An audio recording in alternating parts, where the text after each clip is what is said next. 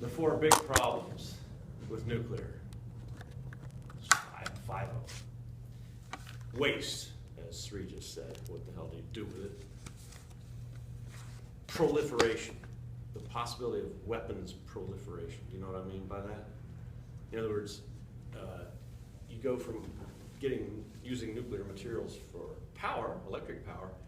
It's not that much farther a step to make bombs out of that nuclear material. So if you have a heavily nuclearized economy, you kind of have to be a police state to keep this stuff out of the hands of terrorists, which is a third problem. I mean, there's weapons proliferation and there's terrorism.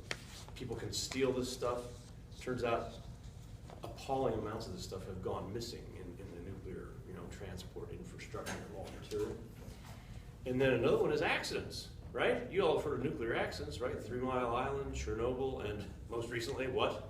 Over in Japan, Fukushima. Well, hey, so terrorism is kind of like an accident, but on purpose. So accidents, terrorism, weapons proliferation, waste. Oh, and the big fifth one. It doesn't cost less than everything else. It costs more than everything else. So that may be solar still. It's kind of in a race with solar. I mean, it depends on, you guys know what externalities are, right? Because you're economics guys, right? What's an externality? It's something that is a cost that is not reflected in the price, right? You got that? Have you heard of that before? Didn't they teach you about externalities? It's a huge concept in economics. Business people need to know this stuff. It's something that you don't have to pay for. Who does have to pay for it? Everybody else. You got what I'm saying?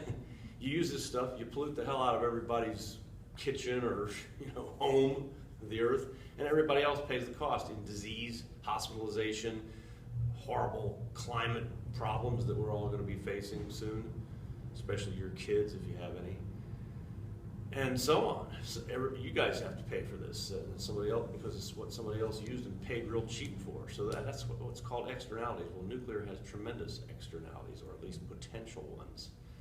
And there are people who claim, oh, this is all just emotion and fear. Anybody who has a technical mind can get this right.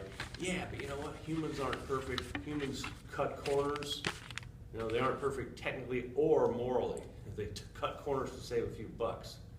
So it's a serious issue.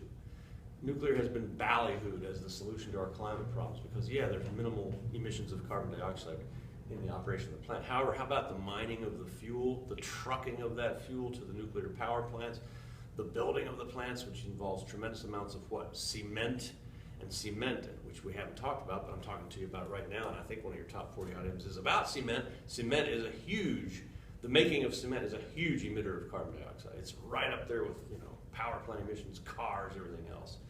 And we can talk about why that is later. But anyway, you can turn it off for a second. I got to do a little